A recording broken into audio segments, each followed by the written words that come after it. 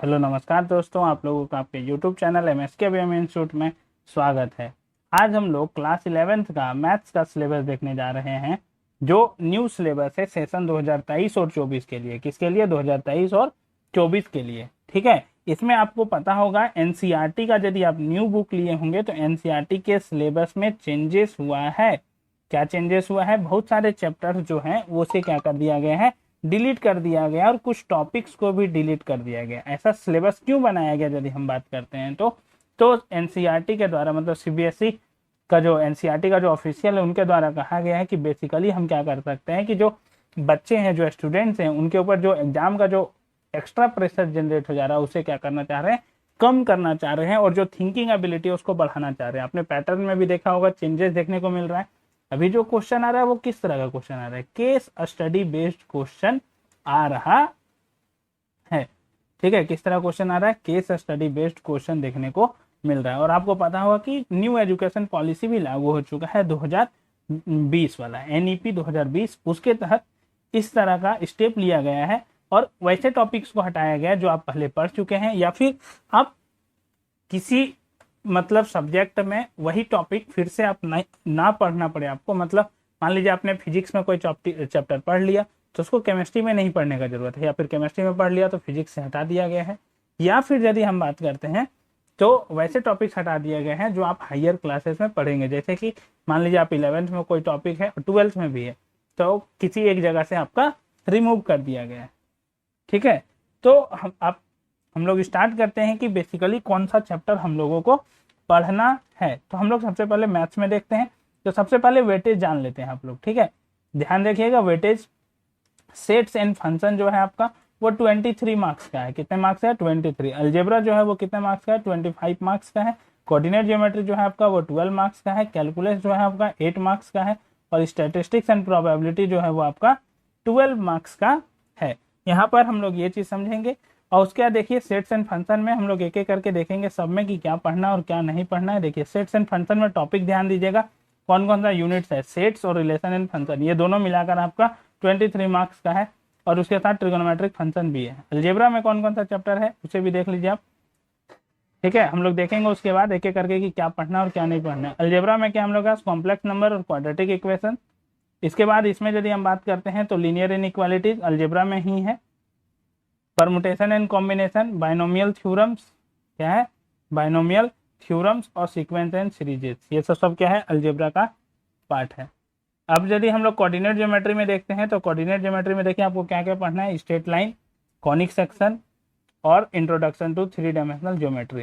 Introduction to three dimensional geometry. Calculus में limits and derivatives, derivatives का जो first principle है उसको किस तरह से प्रूव करते हैं। और स्टैटिस्टिक्स एंड प्रोबेबिलिटी की यदि हम बात करते हैं तो स्टैटिस्टिक्स में और प्रोबेबिलिटी में कौन कौन सा टॉपिक हम लोग को पढ़ना है। तो जो आप 10th में पढ़ चुके हैं स्टैटिस्टिक्स वो नहीं पढ़ना है यहाँ पे यदि हम बात करते हैं तो हम लोग स्टार्ट करते हैं एक एक करके। लेकिन पहले पैटर्न को समझ लीजिए कि आपका जो एग्जाम होने वाला है वो किस तरह से होने वाला है।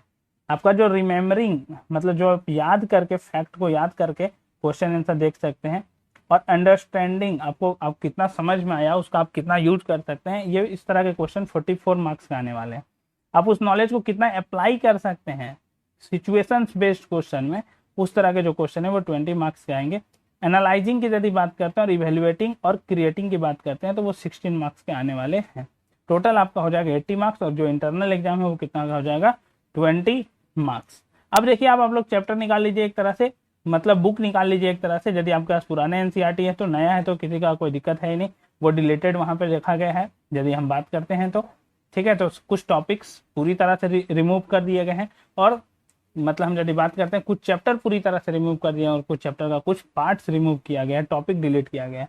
तो आप बुक निकालिए और वहां से मार्क करना स्टार्ट कीजिए। देखिए सबसे पहला जो चैप्टर है आपका सेट्स, उससे पावर सेट को क्या कर दिया गया है? डिलीट कर दिया गया है।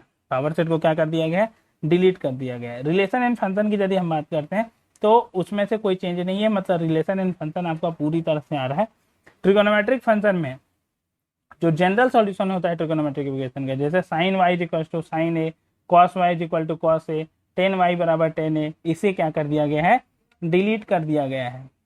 ठीक है, प्रिंसिपल ऑफ मैथमेटिकल इंडक्शन पूरा चैप्टर ही डिलीटेड है, कंप्लीट चैप्टर डिलीटेड है, तो इसको पूरी तरह से आप काट सकते हैं।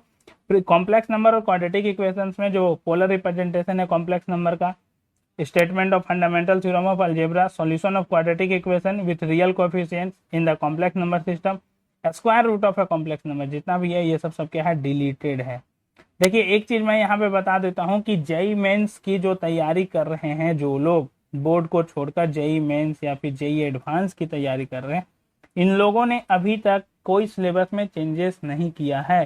तो अब बोर्ड के कारण तो आप सही है कि ये सब सिलेबस छोड़ सकते हैं, लेकिन जेई मेंस और एडवांस में इस तरह के टॉपिक्स को नहीं हटाया गया है, तो उनके लिए तो आपको पढ़ना ही पड़ेगा, उनके लिए तो पढ़ना ही पड़ेगा। यदि न्यू सिलेबस आता है उसमें यदि हटा दिया जाता है तो आप मान सकते हैं कि नहीं पढ़ना पड़ेगा, लेकिन अभी तक तो ऐसा कुछ ऑफिशियल न्यूज नहीं आया है, और जब तक ऑफिशियल न्यूज नहीं आए तब तक आपको कुछ भी पक्का मान के नहीं चलना है। लीनियर इनइक्वालिटीज की यदि हम बात करते हैं तो उसमें देखिए क्या क्या डिलीटेड है। Graphical solution of linear inequalities in two variables, graphical method of finding a solution of system of linear inequalities in two variables, permutation and combination में कोई चेंज नहीं है, इसका मतलब परमुटेशन कॉम्बिनेशन पूरा आ रहा है आपका। आगे हम लोग बढ़ते हैं तो बाइनोमियल थ्योरम, बाइनोमियल थ्योरम से जो मिडिल टर्म है, जो जनरल टर्म है, उसका एक्सपेंशन डिलीटेड है। इधर जो लिखा हुआ है वो डिलीटेड टॉपिक्स लिखा गया, ध्यान में रखना है आपको। कौन सा टॉपिक्स है? Deleted topics. अपने बुक में मार्क भी करते जाइएगा। सीक्वेंस एंड सीरीज आपने एपी 10th क्लास में पढ़ा था, तो देखिए एपी को हटा दिया गया। Sum to n terms of special series, कुछ स्पेशल सीरीज है जिसका सम था उसे भी डिलीट कर दिया गया सीक्वेंस एंड सीरीज से। ये सिर्फ मैं डिलीटेड टॉपिक बता रहा हूँ, इसके अलावा जो है वो सब आपको पढ़ना है। कोऑर्डिनेट ज्योमेट्री की यदि हम बात करते हैं तो कोऑर्डिनेट ज्योमेट्री में स्ट्रेट लाइन में आपका देखिए intercept, normal form, general equation of line, equation of family of line passing through the point of intersection of two lines, ये भी डिलीटेड है। कॉनिक सेक्शन में कोई चेंज नहीं है, कॉनिक सेक्शन आपको पूरा पढ़ना है। Introduction to three dimensional geometry में यदि आप बात करते हैं तो सेक्शन फार्मूला डिलीटेड है, सेक्शन फार्मूला आपको नहीं पढ़ना है। कैलकुलस में आ जाइए, कैलकुलस में लिमिट एंड डेरिवेटिव्स की यदि हम बात करते हैं तो इसमें कोई चेंज नहीं है, किसी भी तरह का कोई चेंज देखने को यहाँ पे नहीं मिलेगा आपको। मैथमेटिकल रीजनिंग की यदि हम बात करते हैं तो ये पूरा चैप्टर ही डिलीटेड है, तो कंप्लीट चैप्टर को आप हटा सकते हैं, ठीक है। इसमें टोटोलॉजी का कॉन्सेप्ट था बेसिकली, यस नो का कॉन्सेप्ट जो था वो पूरी तरह से डिलीटेड है। स्टैटिस्टिक्स एंड प्रोबेबिलिटी में यदि हम बात करते हैं तो analysis of frequency distributions with equal means but different variance, ये आपका टॉपिक जो है वो डिलीटेड है। और प्रोबेबिलिटी में यदि हम बात करते हैं तो रैंडम एक्सपेरिमेंट्स, आउटकम्स और सैंपल स्पेस सेट रिप्रेजेंटेशंस, ये क्या है? डिलीटेड टॉपिक है। यदि आप चाहते हैं कि एक्सरसाइज वाइज सर बता दीजिए कि कौन सा डिलीटेड है कौन सा नहीं डिलीटेड है, और आप उसके बारे में भी जानना चाहते हैं तो आप वीडियो में बने रहिएगा, लास्ट तक देखिए। अब हम लोग एक्सरसाइज वाइज देख रहे हैं कि कौन सा टॉपिक को डिलीट किया गया। सेट्स में यदि हम बात कर सकते हैं तो 1.7 में मिलेगा पावर सेट, इसके एक्सरसाइज में 1.3 का question number 5, 1.12 practical problem on union and intersections of two sets, exercise 1.6 यदि हम बात करते हैं तो उसका एग्जाम्पल 31 और 34, और क्वेश्चन यदि मिसलेनियस का बात करते हैं तो 6 और 7 मिसलेनियस एक्सरसाइज का, फिर 13 और 16 मिसलेनियस एक्सरसाइज का, और समरी का जो लास्ट पॉइंट है, last point in the summary on the page, last point उसको नहीं पढ़ना है। ट्रिगोनोमेट्रिक फंक्शन में यदि बात करते हैं तो आप 3.5 में देखेंगे trigonometric equation up to exercise 3.4, उसको डिलीट कर दिया गया। समरी का लास्ट 5 पॉइंट भी डिलीटेड है। 3.6 जो टॉपिक है proofs and simple applications of sine and cosine formula, वो भी आपका डिलीटेड है। प्रिंसिपल ऑफ मैथमेटिकल इंडक्शन के बारे में कुछ कहना नहीं है, वो पूरा चैप्टर डिलीटेड है। कॉम्प्लेक्स नंबर में आपने देखा था पोलर रिप्रेजेंटेशन, तो वो कहाँ मिलेगा आपको? 5.5.1 में मिलेगा टॉपिक में, तो polar representation of a complex number. 5.6 में यदि हम बात करते हैं तो आपको क्वाड्रेटिक इक्वेशन एग्जाम्पल 11, और एक्सरसाइज की यदि हम बात करते हैं तो 5.3 एक्सरसाइज एग्जाम्पल 13, 15, 16, और क्वेश्चन नंबर 5, 8, 9 और 13 किसका? मिसलेनियस एक्सरसाइज का। किसका? मिसलेनियस एक्सरसाइज का। लास्ट का जो 3 पॉइंट है समरी का वो, और square root of a complex number, ये भी आपका क्या है? डिलीटेड टॉपिक में आता है। किसमें आता है? डिलीटेड टॉपिक में। चैप्टर 6 की यदि बात करते हैं लीनियर इनइक्वालिटीज का, तो 6.4 में देखिएगा आपका एक हेडिंग लिखा हुआ है graphical solution of linear inequalities in two variables, उसे हटा देना है आपको। 6.5 में यदि हम बात करते हैं तो solution of system of linear inequalities in two variables topic मिलेगा 6.5 में। Last 3 points in the summary, फिर से मैं एक बार याद दिला दूं, ध्यान रखिएगा। ये सब सब आपको पुराना एनसीईआरटी में मिलेगा। न्यू एनसीईआरटी लेंगे तो आपको पहले से डिलीटेड टॉपिक मिलेगा। आपको पहले से क्या मिलेगा? Deleted topic. मैथ्स का बुक आपको बहुत पतला दिखेगा पहले के कंपैरिजन में। बाइनोमियल थ्योरम की यदि हम बात करते हैं तो जनरल एंड मिडिल टर्म का जो टॉपिक्स है 8.3 में वो डिलीटेड है। एग्जाम्पल 17 डिलीटेड और क्वेश्चन नंबर 1 से 3 और 8 मिसलेनियस एक्सरसाइज, इसका मिसलेनियस एक्सरसाइज और समरी का लास्ट 2 पॉइंट। ये सब अलजेब्रा में आएगा आपका। सीक्वेंस एंड सीरीज की यदि हम बात करते हैं तो एपी आपका नहीं आ रहा है, ठीक है, अप टू एक्सरसाइज 9.2 तक। फिर 9.7 में वो टॉपिक दिखेगा आपको sum to n terms of special series. फिर आप देखेंगे एग्जाम्पल 21, 22, 24 और एक क्वेश्चन 1 से 6, 12, 15, 16, 20, 23 टू 26 मिसलेनियस एक्सरसाइज, इसे भी डिलीट कर देना है। और 0.3 एंड 0.4 इन द समरी जो है उसे भी आपको डिलीट कर देना, उसे भी आपको नहीं पढ़ना है यदि हम बात करते हैं तो। चैप्टर 10 में स्ट्रेट लाइन में यदि आप आते हैं तो स्ट्रेट लाइन में आप देखेंगे 10.2.4 में कोलिनियरिटी ऑफ 3 पॉइंट्स, 3 पॉइंट्स कब कोलिनियर होता है उसके बारे में। एग्जाम्पल 4 एंड 5 उसके बारे में। और क्वेश्चन 8, 13 टू 14 इन एक्सरसाइज 10.1। फिर 10.3.6 में एक टॉपिक मिलेगा आपको नॉर्मल फॉर्म्स। फिर क्वेश्चन 8 मिलेगा एक्सरसाइज 10.2 का। फिर 10.4 में एक और topic general equation of A line. Question number 3 exercise 10.3 में। क्वेश्चन नंबर 2 मिसलेनियस एक्सरसाइज का fourth last point in the summary, उसे भी हटाना है। 10.6 जो टॉपिक है equation of family of line passing through the point of intersection of two lines और shifting of origin 10.7 में।